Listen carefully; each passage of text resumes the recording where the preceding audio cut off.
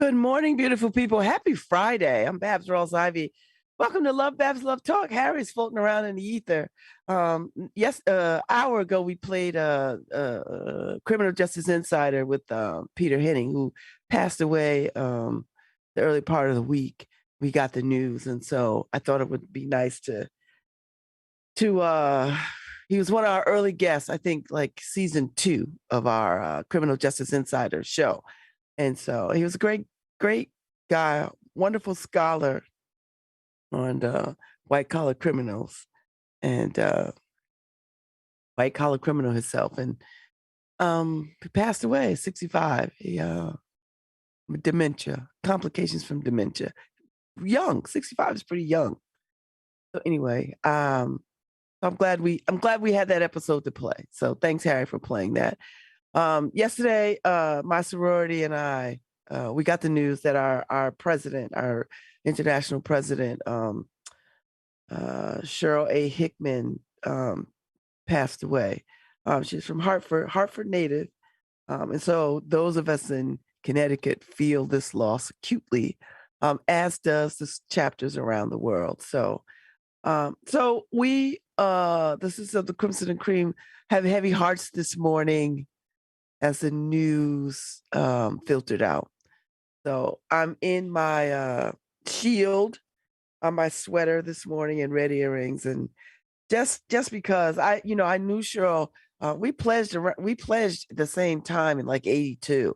Not at the same place. Like she went to a whole different school. I went to a whole different school. But after the fact, I knew her because we were part of the same ski club. Well, I really wasn't a part of the ski club. I was seeing somebody who was a part of the ski club, and that's how I met her, right?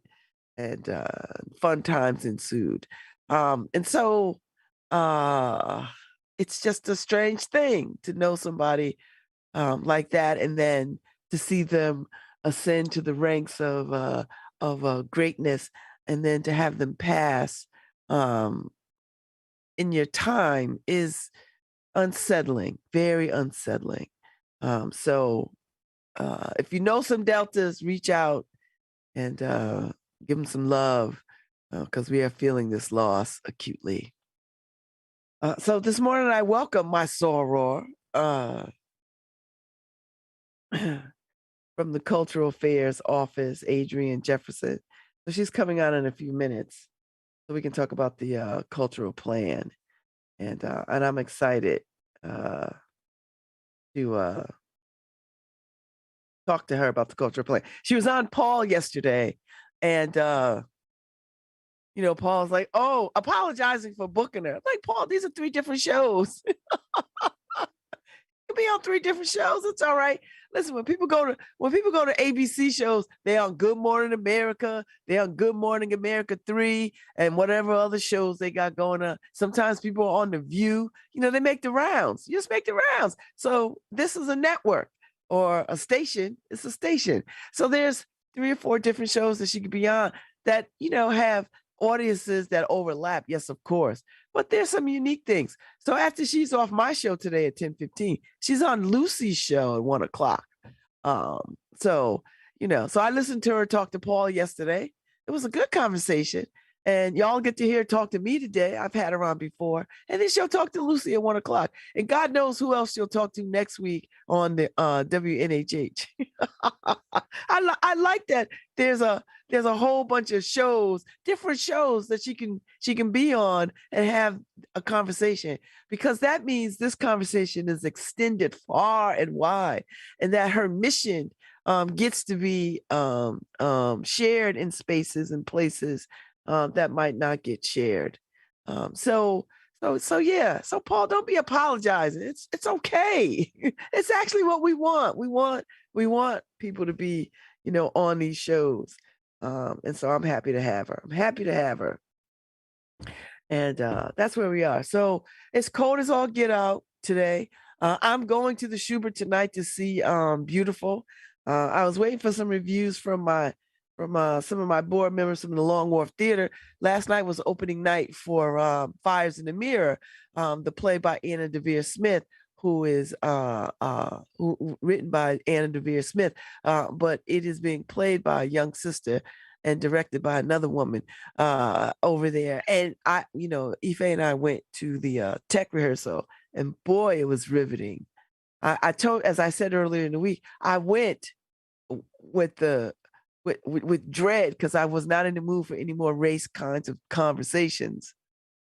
But it wasn't, even though it brought me back to that moment in time when a Hasidic Jewish person jumped a curb and hit a little 7-year-old Caribbean boy and killed him. It took me back to that time, but it didn't drag me back with dread. It brought back some really good memories, and it stoked some good conversations between Ife and I about that time and where we were. So yeah, so I was very pleased to see the play, and more than pleased because I saw the original, and it was stunning. I remember it. I'd never seen anything like it at that particular time. So to see it in this form, in this new production, I just was quite moved. I left the theater feeling like, yes, this is what theater ought to do. Theater ought to be thought-provoking and contemplative and all the things, right? And entertaining at the same time. So you have all these feelings and emotions that bubble up to the top, particularly when things bring you back to a time that you actually lived through, experienced. I was just very pleased by that. So anyway, so yes, so don't mind the deltas today. In the next couple of days, our hearts are heavy. Be with us. It's been a great deal of loss, and it's been a great deal of loss, a lot of loss, a lot. And so we, as we all prepare and gather for our president soon, there'll be a lot of sentiments. And so you'll see a lot of violets, African violets, flooding your timeline, and you'll see a lot of red and shields and memories and all of that. And thank you to all the other Divine Nine sisters and brothers sending their well wishes to us. We appreciate it greatly. So, and before we let Adriane in, let me jump in real quick. I wanna go. You're the top from all our podcasts. You're the top podcast, right? And it's just you got to see who's listening. Ukraine. Well, I know we're big in Ukraine. Are we big in Ukraine still? We do have the Russian Federation here listening.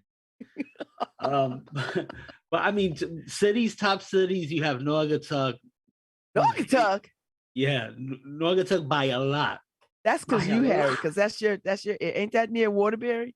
Yeah, it's right there. Okay, all right. But then we have New Haven, Los Angeles, Encino in California also. We love LA. Singapore. Brighton in the UK. Okay. Dublin. Oh, we big in Ireland. Yes, that's my my motherland, Ireland. That's your motherland, Harry. I think I have like 4% DNA from there. So Aaron Gobra. Then you got Germany, Indonesia, the Russian Federation, Angola, India, Egypt, and all of these people are listening, Babz. Listen, we are international, baby. We give a little bit for everybody. Now, last week, Ireland was the number one foreign, country. This week, it's Singapore. Shout out to Singapore. But okay. Yeah, it's pretty interesting, and it's funny because I get friend invites from Singapore and all of this stuff, and I think to myself, what in the world? Why are people friending me? I know nobody over there, but now I know people are listening. They're listening to us. You know why, Harry? Because we are the world ambassadors. You know why? Because we solve a lot of the problems, Harry. We really do. We do. I'm just saying. I think we're more alike than we think with the rest of the world. People listen. They're like, wait a minute. These two are onto something. They're onto something. They like aliens and Godzilla. That's right. Aliens, Godzilla, Right. Earth is tired of humans. They feel us, Harry. They feel us. All right. Let me go now. All right. Let's bring Adriane on. Come back. I know. Welcome back to WNHH. Paul said, thanks for he's in agreement with me. Hey girl, hey. I can't hear you. You're unmuted, but there's no sound. Oh, you done talked out. Weird. Can you hear me now? Yes, I can hear you. There we go. Hey girl. Hey Sora. Hi, Sora. How are you? Oh, our hearts are heavy this morning, girl. What happened this morning? Am I? Well, you know, our president passed. Sarah Hickman passed. I did not know that. Oh, Lord have mercy. I'm so sorry to be the bearer of the bad news. Oh, no, I did not. You're like my first, this is why I've gotten a habit of not checking news first thing in the morning because it's been very depressing. Yeah. And I have been in meetings and then looking at emails. I did not know that. Yes, I think it was yesterday, the day before yesterday. Yes, early yesterday, we got the news that she passed. Oh my gosh. Yeah, so when you go on Facebook, you'll see all the African violets and all the other Divine Nine paying their respects. Just so it won't be such a shock to your system. I'm sorry, I'm the one to bring you the bad news. It's okay. It's okay. Wow. I'm definitely sending her family condolences. Yes. Yes. I mean, this has been a time. So how you doing? I'm doing okay. I'm doing good. Yeah, girl, you like James Brown up in that city hall. You like I'm not James Brown though. Girl, you like James Brown of the cultural affairs community. You are. I received that. No, I'm doing well. I'm doing really well. You know what I mean? I'm trying to do?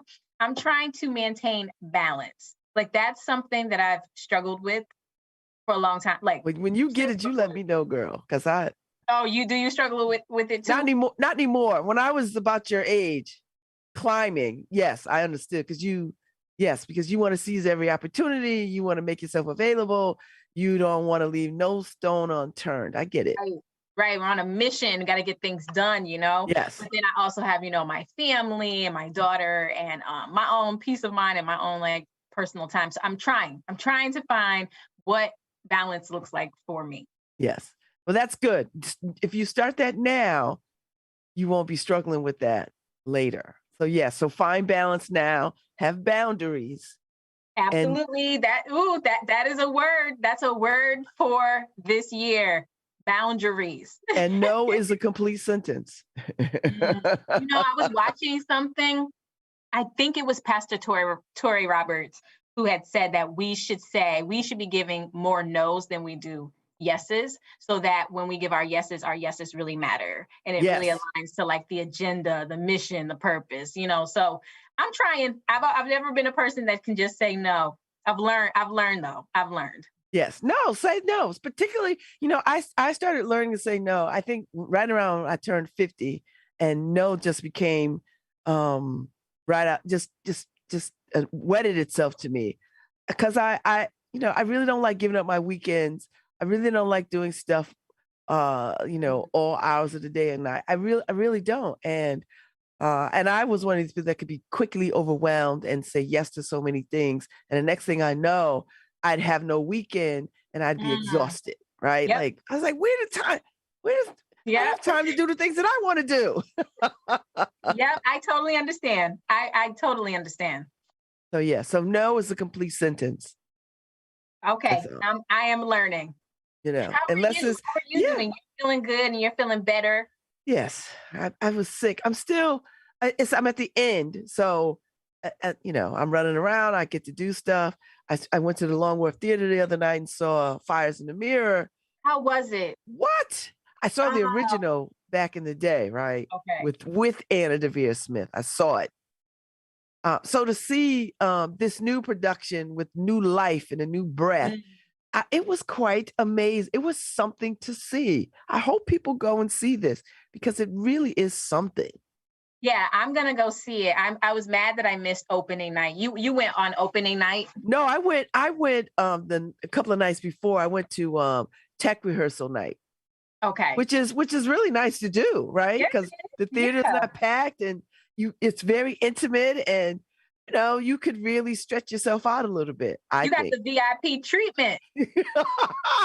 I don't know about that, but I did get to go in, and it was great. It was really good to see it with a lot of other some students in the audience from I think they were university students. I don't think they were high school students. Okay.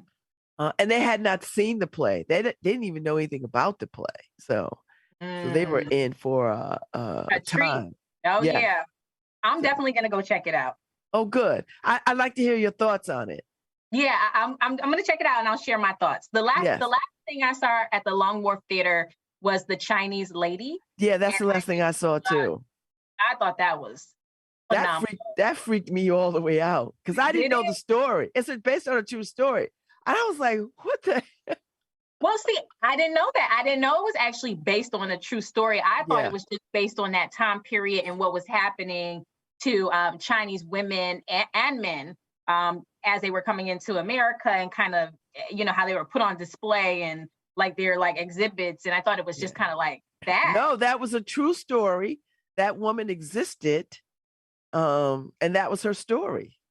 It's just the craziest thing. Crazy. I never seen anything like it in my life. I was like, what the hell? But it was beautifully done, right? Like, yes, it was. But it was eye-opening, educational. I left feeling like, and we don't talk about this enough, like the Chinese Exclusion Act and and the camps that they were put in. We don't talk about these stories enough. And even for me, it was very humbling to sit there to learn more about that history. I truly and thoroughly enjoyed it and feel like we can even just do more in that space. Yes. So I'm going to see Beautiful tonight at the Schubert. So I'm a Carole King junkie, and I've been wanting to see this ever since it was on Broadway. So this is a real treat to go. After everything the week has been heavy. So this will be nice to sort of sit and hear some good songs that I know. Yes, go enjoy yourself. You get out. You get out. You do. You get out, Babz. You're all over. I do. I love it. And you know why? Because I don't have young children. When you have young children, you can't run the streets like this. Right. You just can't, because they need you at home. So my kids are all grown up. So I have the freedom to run the streets. And I don't have a husband. I don't have any of that stuff. So you're living your best life, Girl, I'm trying.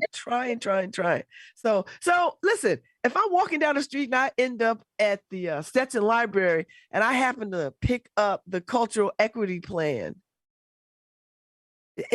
what do I need to know?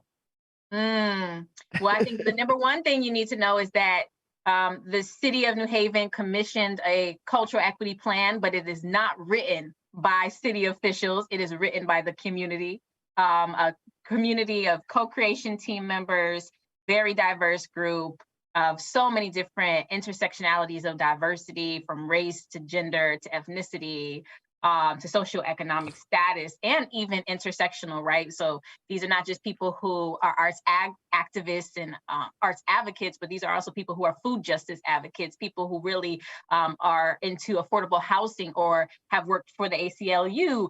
So these are people who really, really, really prioritize advancing justice for all people, specifically people of color. And so this plan centers a collection of thoughts and ideas around what culture actually looks like and where it shows up in our city and how it shows up. And it really disrupts a lot of the norms, I think, of how culture is referred to. Another thing I would think is that this is a plan that is evolving. This is not a plan that is perfect, that is complete. It will never be complete, because we have to continue to evolve over time and really listen to our community.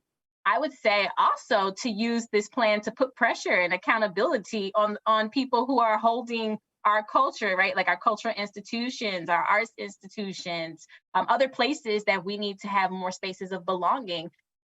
This plan is meant to activate change. I like that. People to know. Oh, I love it. So if I'm in the hood, I got some stake in this. I got some stake. You know what I mean? Because listen, I heard you talk to Paul yesterday. A lot of the arts happens downtown, right? A lot of the big, the big ticket arts things happen downtown, and not too much, and some of the community stuff happens in community, right? And so it seems like we're trying to shift some of that people downtown can come into the community and get their arms around cultural activities and events, just the same way that they can go buy tickets to theaters and concert halls. Yeah, and to do that, we have to put more funding into the other areas besides downtown. So you already have people, and you know this, Babz, all too well. There are so many people who are extremely talented, doing their own thing, who need more resources to like make it stronger, to amplify it. They need more support. There are some people who just want to launch things. They have wanted to launch it for a long time, but they have not had the support or the resources, right? So we need to really start to rethink about what we're thinking about when we're thinking about arts and culture. There's a lot of young musicians, young artists, people who want to be in the entertainment industry, and that's never really on the forefront when we're talking about arts administration or this arts world space. It's always like these really different, they're treated as different sectors. And I know this because I come from an entertainment background as well. So it's kind of like, why are we separating it like that? Especially when we see so many of our young people who want to thrive in this particular sector of the arts world. We need to put more money and resources into things that interest the community. I think why it's twofold is it's not just about the activity. It's also about like, how do we create careers and jobs and increase our economic activity for Black and Brown people in this space? That's probably like the primary thing. How do we use arts in that way? Not just in a way that we're doing programming, but in a way that's becoming sufficient and sustainable for anybody who wants to have a career in it. And I think also just being able to just be more diverse and inclusive across the board is the goal here. And how the arts intersects with other industries. I would say that's probably, if I had to choose, it's like between economics, how do we build wealth? Where there is not wealth, how do we close gaps where the gaps need to be closed? And also that you can't do that or accomplish that without that connecting across intersections. So looking at healthcare and mobility and transportation and food and looking at different policies that affect people's everyday lives, not just looking at the arts. So the arts is able to play a conduit role in that. And we need to have more conversations of what that looks like. And so this plan addresses a lot of those issues. I love it. And, honestly, the pandemic, if there's some good that came out of the pandemic, is that people really got a sense that the arts was life-saving. Yeah. Right? Like when we were in the early days of being locked down and people didn't know what to do with themselves, and they logged into people singing and dancing and putting on performances, people said that was life-saving, that the arts was the thing that they grabbed. Whether you watched a production or you watched a movie or a TV program or you logged into Carnegie Hall and a concert or whatever it was, the arts was a prime example of how our lives need those outlets. Yeah, we needed them. Community well-being is the number one thing that comes to my head when you say that. I think people realize how much the arts is central in their community well-being, in their sense of belonging, and also how dark the world feels when there is no arts and culture. Yes, right? Yes. It felt very dark in those first beginning phases of the, pandemic. It felt dark when everything shut down and we're like, whoa, we're seeing Broadway shut down. We're seeing, all of the stuff that we're so used to and privileged to have, we seen it go away. And I think what that did was build up more of a respect for our artists, who are working artists, for our arts and culture organizations who work with artists and amplify that work, that allow us to be entertained, to be invested in the arts, to be able to have spiritual uplift from the arts. I don't think we ever thought we would get to a point where we just saw it all go dark. Right. It was stunning for people. It was stunning to me as someone who is a huge lover of arts and goes to a great many things, and to have it abruptly shut down, I was like, whoa, It was It was crazy. But I will tell you this. One thing that I have learned in talking with so many people in the arts space, I mean, here, statewide, nationally, is that we are now, what the pandemic did do that is positive is put us in a place of radical reimagining and really thinking about the fact that the arts has not worked for everyone, right? And how do we make it work for everyone? We really had to kind of come face to face with how we do things, even in like the virtual space, thinking about access and who would have access and who wasn't even able to have access at all because they couldn't connect virtually to what was going on because they didn't have that resource. It really has caused us to think harder about our role when it comes in who we want to be when it comes to this arts and cultural world. I love this thinking about artists and making a life as an artist. The same way we encourage kids to go be doctors and lawyers, we can encourage kids to go be artists, whatever that looks like, so that we never say to doctors, well, you know what, go be a doctor, and then to supplement your income, go work part-time at a fast food place. You never see that. You never hear that. We never, and we don't ask them for free. Oh, come do this surgery for free. So why would we do that to practicing artists or people who make their livelihood in this industry? Not to mention, it's an industry full of economic generation. You know, I think I mentioned yesterday with Paul, we're talking about billions of dollars through arts and culture, including careers. And what I learned is that a lot of people aren't even aware that there are over 56 disciplines of the arts where you can thrive in the arts, and it's not all front facing. Some of it's behind the scenes, like different career roles you can play. And so what we have to do is educate people more on that, so that when a young person says to their parent, hey, I want to go to school for this, or I want to go do this and not go to school, they can understand that there actually is a way to make that successful. There is, there's data that proves that can be a successful career path.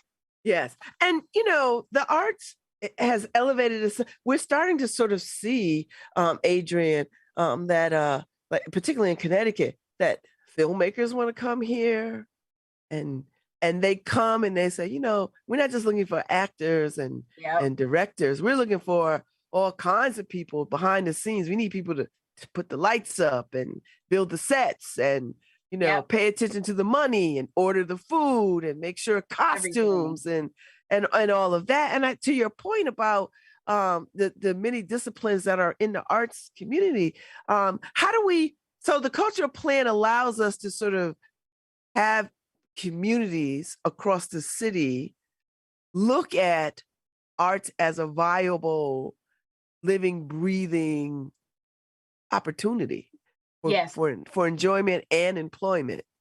Yes, all of that. And what it does mostly, I feel, because there's a lot of call to actions in the plan, like things that have to be done, right? There's what needs to be done. And then there's the things that need to happen to support what needs to be done, right?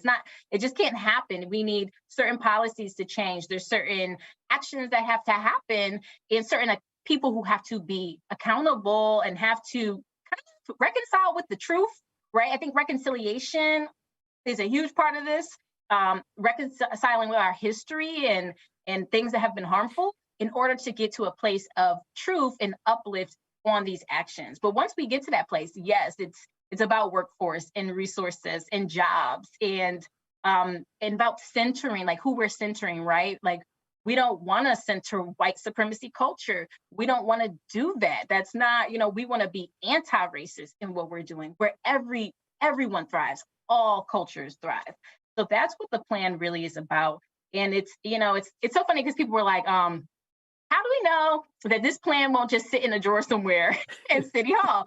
And it's a fair question, but this plan wasn't designed that way. It was designed literally to invoke action. There's activities in the plan. And then we're also going to be touring around with the cultural equity team in community conversations and building programs out of the plan and off of the plan. So this is definitely not a normal, it's not a normal cultural plan or cultural equity plan.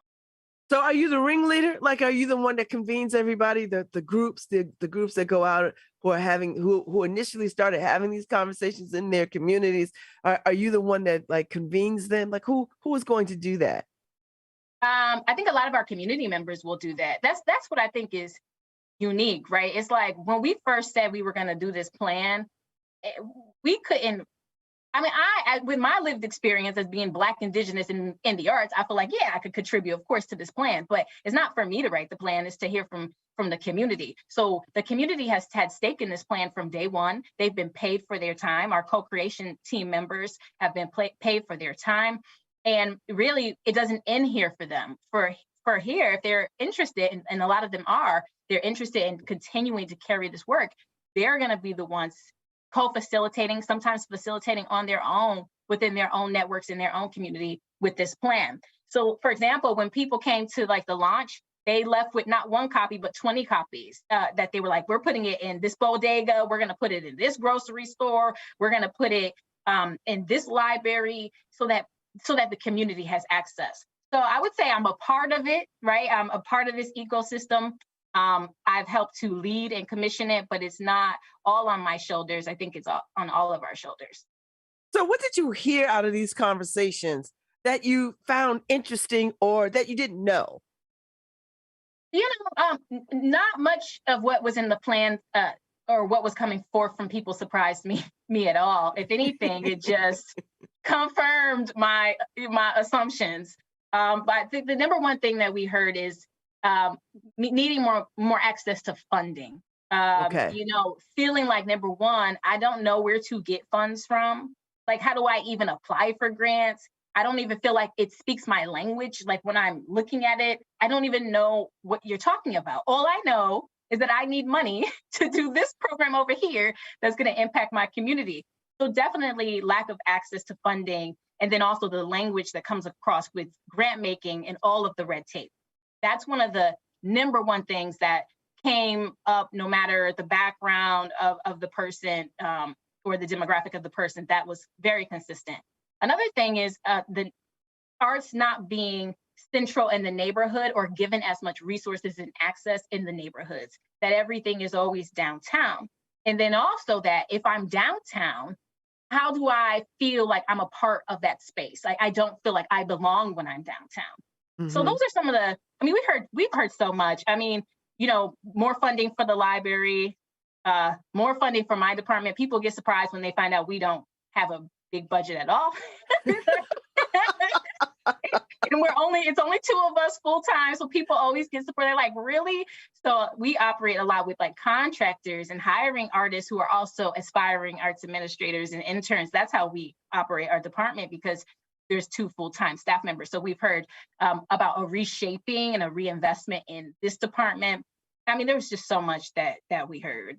Mm. And so how does this plan mesh with what's going on statewide? I mean, is the state having these kinds of conversations about inclusion? I have to laugh. Cultural inclusion. Yeah. You know, well, you know, I used to work at the Office of the Arts. I was at the state for 3 years. And when I was at the state, and they still have it, there's something called READY. It's a READY initiative: relevance, equity, access, diversity, and inclusion. That was included in their strategic plan. If it wasn't for READY, I probably wouldn't have been hired at the state. But what it did was it caused them to look at, you know, who was missing from their team. And they couldn't look across the table and see that? Well, yeah. Well, sometimes I guess some people need plans. I don't know.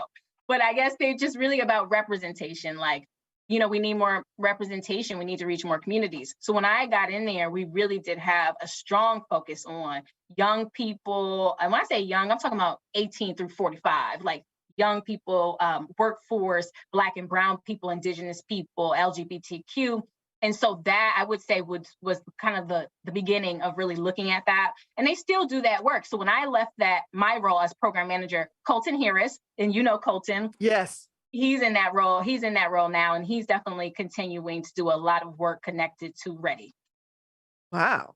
Okay. Yeah. So are we the first city in the state to sort of have a honest to God, put your hands on cultural equity plan? We are the first city in the state. Yep. So we are the cities, our city's first and the state's first ever cultural equity plan. I've been seeing the press that you've been getting about this all over the place. So, so are other cities and towns calling you up like, okay, girl, how you do that? Yeah. Oh, yeah. Listen, let me tell you, before we even came up with the plan, when we just painted Black Lives Matter on the street, we did Bassett and Temple, and we worked with Black Lives Matter. And can I just say something about that? Why is the one on Bassett Street all worn out? And the one downtown is still fresh. Did y'all use some different paint? What is happening? That's a good question, and it's a fair question. And so I just want to set the record straight. That was not on purpose. We got the wrong paint. We were told the wrong paint type, and so we learned our lesson, and so we used the right paint when we were on Temple. Okay. But Bassett Street. Yeah, I know people were so upset, and that was definitely not intentional. And I could see how, especially given the history of the city with its residents, sometimes I could see why that might have looked intentional. Oh, I felt some kind of way. I was like, what kind of mess is this? Why is this? It was not. And the one downtown is still up. I still see it. You drive across, it's still there. So what we're going to do, we are going to go back into Bassett Street, and instead of saying, because some people actually felt a way some people like that we were there first and in Bassett Street first and in the community, because what it was a disruption of all the Black Lives Matter paintings that we saw our cities were doing that were like feeling like they were a political statement more than like, who is this really for? Is it really for Black and brown people? If so, we should go to the community and do community painting. So that was kind of the idea about it. I don't think it necessarily went exactly how we thought it would go, obviously, because you see that it's no longer there. We got the wrong paint type. But what we want to do is go back into the community and work with the Bassett Street community and be able to decide with them, and they'll let us know what they would like to see. We're definitely going to make it up. Okay. All right. We will make it up. I'm glad there's a story, because I didn't know there was a story. Oh yeah, there's a story. That was first of all, there's so much logistics that go into trying to paint. I can imagine. And Bassett Street is not like, it's a busy thoroughfare. It's a busy street. Yeah. And then, so shutting it down, getting approval from the traffic department, and getting all of the approvals that you need for permitting. Then we wanted to work with the community. We wanted to work with Black Lives Matter. We didn't want to go in there and just paint the streets. We really wanted this to be led by the community, and something that, something that we're not just doing for, but with. And so that was our intention. So it was a long process to even get to the point where it was approved to do it. And so we were just excited that it was getting done. And the day of was so beautiful. People came out of their doors. You remember? Yes, I remember, because people came down the street to my porch. People came and hung out on my porch, because I was hanging out on my porch because I wasn't painting, but I had cocktails and stuff on the porch, and people came through and hung out for the afternoon, back and forth, going back and forth to the site. So that was really cool. It was fun. So the intentions, it was well intentioned. We just honestly used the wrong paint. That is what happened. Cool. And we're gonna, like I said, we'll make it up. Some people were like, we don't want you to paint Black Lives Matter here. Like, we know Black Lives Matter. Can we do something else? So whatever y'all want to do, let's talk about it, and we will make it up. We will. Okay. All right. That's good to know. Thank you. But my point in mentioning that was so many other people, like to your point about cities saying like, how did you get this done? Or, how were you able to pull this off? They've been saying that since we painted Black Lives Matter. There are so many municipal agencies that struggle, especially, arts and culture, that struggle with getting approvals on certain things. We're really lucky because in New Haven, we don't really struggle that much to do things that is transformative and radical. At least I can speak from the perspective of what we've been able to do in this department. Mm-hmm, mm-hmm. Well, then maybe that's the message to the neighboring cities and towns. Clean up the way that y'all green light projects, so that projects can get done, right? Because I know the neighboring cities and towns are like, we want a cultural plan. I know Hamden, because they just got a whole new arts commission thing going on, and got a Sora over there. So I know that they want to piggyback off of this cultural moment, right? Because I feel like, Adriane, that this is a real cultural moment, not just here, but across the country, where I'm starting to see many voices and many people of color being centered in spaces that they weren't even invited to before. Yes. So It has, Broadway is very Black right now. yes, and it ought to be. It ought to be. You know, I think you know, make no mistake, what woke up the world was when George Floyd got murdered. And you know, obviously there's been so many other Black and brown bodies that have been, you know, killed and lost. I mean, we know that this is not the first. This is just many of traumatic things that have happened to our community.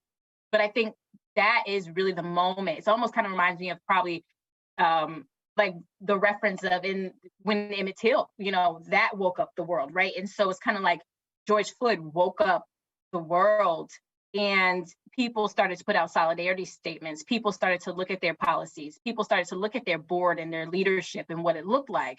And so I like to see when action is behind those words, when it's not just solidarity statements, but there's actually real action. And there are some cultural institutions and arts organizations who have started to do the work.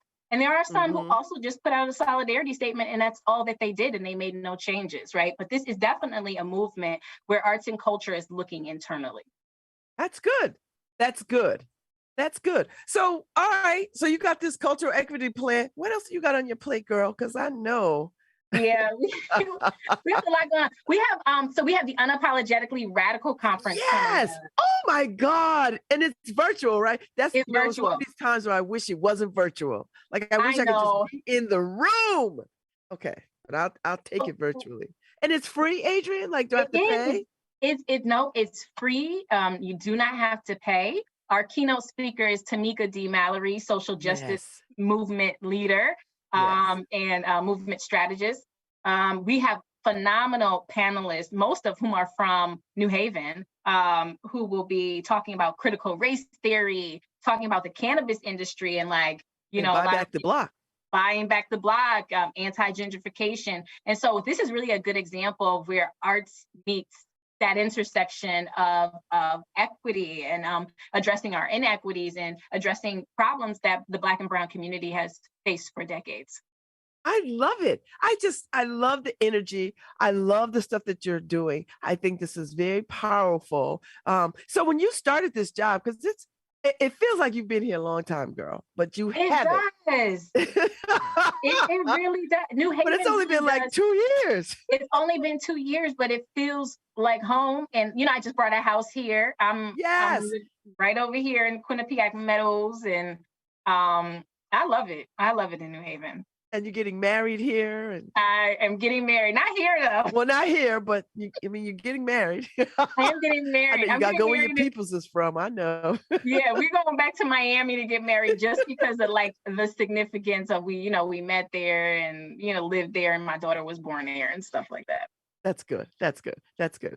All right. So how do you dream up all these things?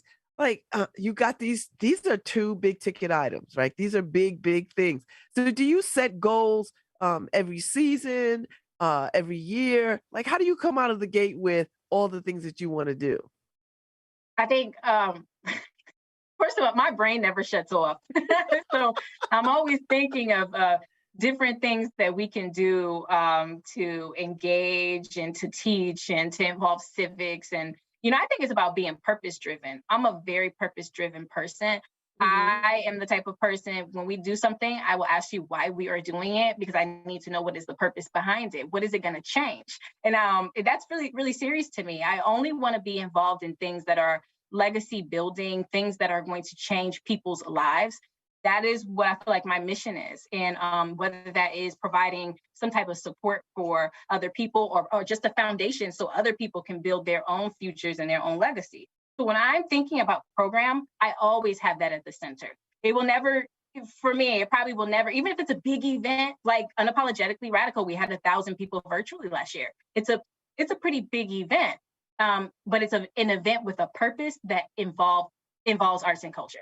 So I think it's number one, being very clear about your purpose and being very clear about your mission. And when I came to New Haven, I knew we were doing cultural equity. And I knew that because number one, that's what I've been doing in my career.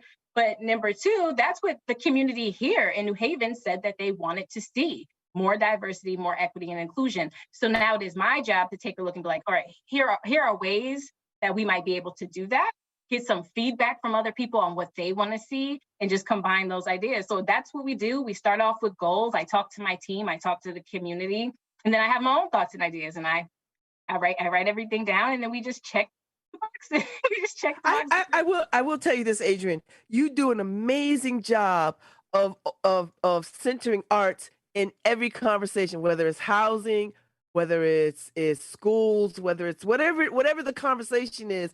When you show up, you center arts in those conversations in a way that I've never seen done. Usually arts and culture is its own separate thing that doesn't intersect or touch anything else.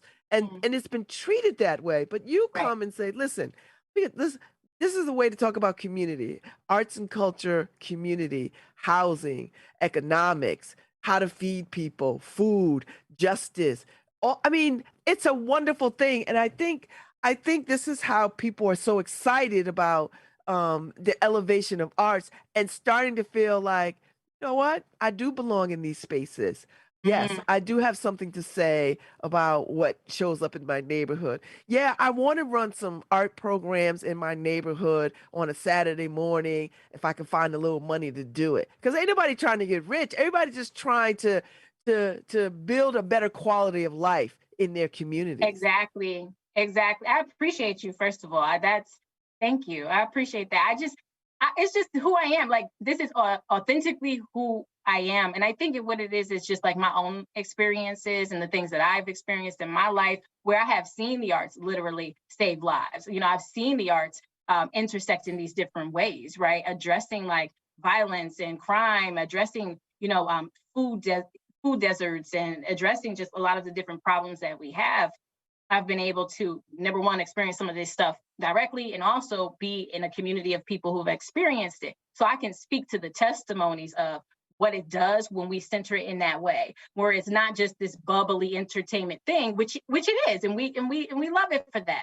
But it's not just that. I mean, even when you look at placemaking, for example, and I hate the term placemaking, because what that means is you're going into a community, you're saying, we're going to build like a sculpture here, or commission some type of art here, and we're going to give this community place. Instead of thinking of it through a cultural equity lens, asking the community, what do you want here? What do you want to see here? And building that infrastructure. Like, it matters. And if you look at where people want to live, they want to live in culturally vibrant places. Exactly. Yes, and arts and culture at the center. So you can't get away from the economics of it. You can't get away from even like the cultural tourism that it attracts. But there's this other side too, on like, when that is being built up, who is being left out? And guess who's being left out? It's usually people from marginalized communities. And so that's where we have to do more work. And so for me, that's central, that's the mission. How do we do this and that at the same time? Is it even possible? And I think it is possible. Oh my God, I love this conversation. I'm so grateful for you coming on this morning and ending my week on such a high note. I'm so grateful for being on too. It's always good to see you. It's always good to see you. I love. You're like my favorite person in City Hall. And I say this every day. You're my favorite person in City Hall, and I adore what you do. And anytime you want to come out here and talk about anything, you are welcome to do it. And if you need me to do anything, I will always say yes to you. Thank you, Sora. And I see you have our shield on. Yes. I'm loving the paraphernalia. I had to represent this morning. I did. I had to put it on. So enjoy your conversation with Lucy at 1:00. She's one of my favorite people, and she's a great conversationalist. So I know that was wonderful, and I enjoyed the conversation you had with Paul yesterday. So have a good weekend, and I'll see you out here in these art streets, girl. Yes, you will see me, and I know I will see you. Yeah. Thank you, Harry Droz. I'll see y'all. I'll be back on Monday with Lieutenant Governor Susan Bysowitz to come on and talk about what she got going on up at Hartford. So I'll see y'all. Thanks, Adriane. You too.